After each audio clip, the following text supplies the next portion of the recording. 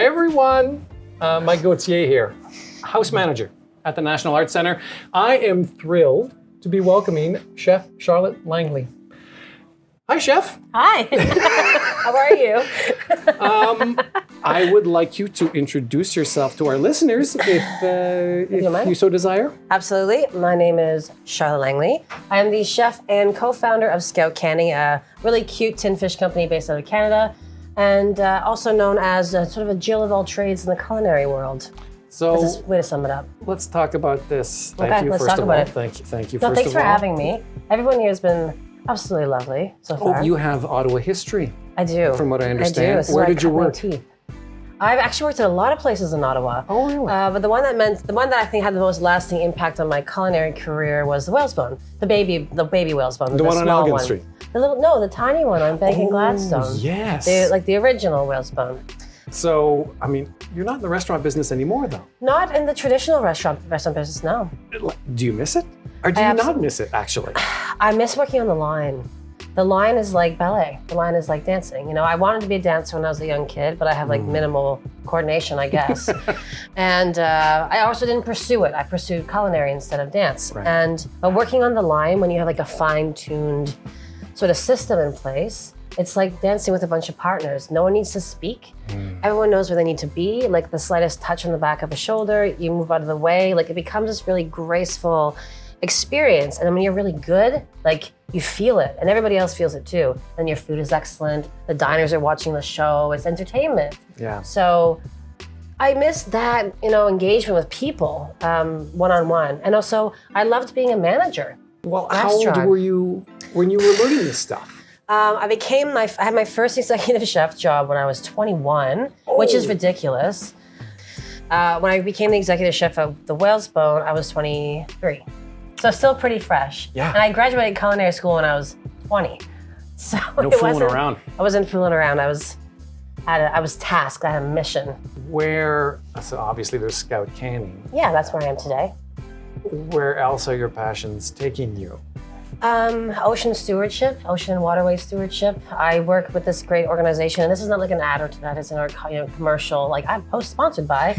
This is just me being involved in something that I was really passionate about. The Marine Stewardship Council is this global NGO, which basically offers, in my opinion, the best global certification standard for wild seafood, for harvesting. So it's like catch methods, quotas, specific species, the environment around it, the ecosystem. It works with scientists and WWF, not the wrestling group, the other one. The cool one. The cool one with the panda. And what I was doing in my career just professionally, naturally, like organically, happened to align with what the MSC was doing. So they reached out to me and they said, everything that you're doing in your life, like building sustainable food systems, working with regenerative ocean farmers, all these things that I was caring about and interested in, align naturally with the MSC. So now I've been their chef ambassador for 5 years, but more of like a happenstance, not like become this identity or like act this way. I was very Are you the face of it? I am the Canadian chef ambassador because we have ambassadors all over the world. Does the MSC allow the consumer to know where it came from, how, in what environment it was fished, and how it got to them? It does. Are we at that point yet? We're very close. So the thing is, the MSC has been an industry-facing organization for so long. So it didn't talk to the consumers. It didn't talk to you and I. It spoke to the fisheries, the fishery managers, the processing plants, like the people shipping seafood globally on a global scale. So they brought people in like myself and others to talk to consumers. Graciously, I'm very stoked. We're going global this year with that tin fish, which is like Bravo. crazy. Thank you. And we were actually on a conversation yesterday talking about lobster with 9 different Whole Foods representations that focus specifically on transparency in the supply chain, traceability, and sourcing. And I was like, this was never an interesting topic when I started cooking. I wasn't talking about this. Yeah. And now it's like I'm on We are well out of the restaurant world here and into the food retail world. Yeah, we're well into the CPG space. Absolutely. Okay, like Whole Foods calls you up Yeah. and they say, hey, we're interested. You've got a great product.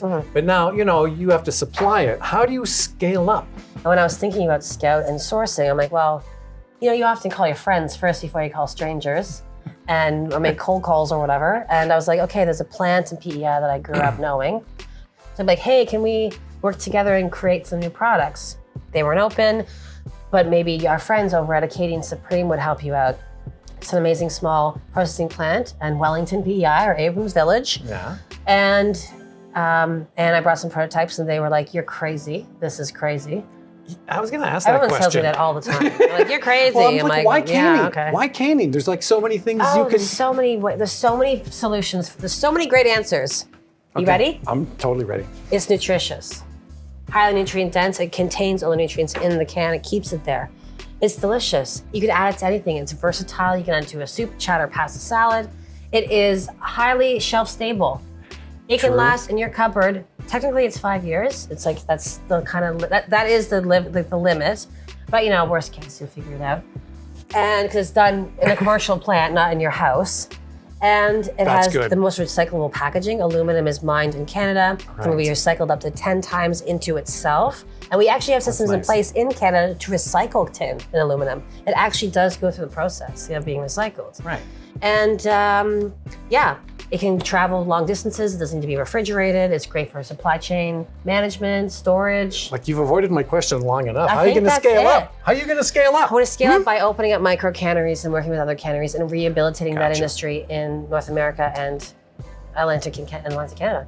I'll wrap it up in a second, but I Yeah. do want to ask about other potential business ventures for you. Like, what else would you like to do? Oh, well, the opening of micro canneries throughout Atlantic Canada is really on the top of my list right now. I'm working with a partner to build that. We've got a little fund going on. Yeah. I'm talking to other countries too about it as well, which is interesting to create sort of like a network of micro canneries on a global scale that share supply chain, which is like, that's a whole other thing. I love event curation, but events with purpose and not just like throwing a party or whatever. Yeah. So I'm really interested in leaning into more parties. I miss them. I used to do tons of catering and events. So as a little side project, just like for some fun pieces. Yeah. And I love writing. So I have like 500 recipes ready to do it for a cookbook at some point, like whichever ones work out. And I will probably retire into a restaurant. Like, Yeah.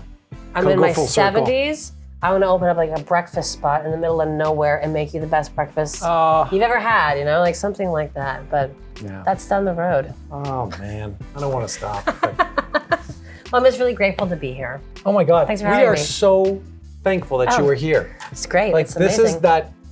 this is like fresh air. It's like fresh air. I'm glad to hear that. All right. That's it this time around, everyone. Thanks so much for joining us. We'll see you next time.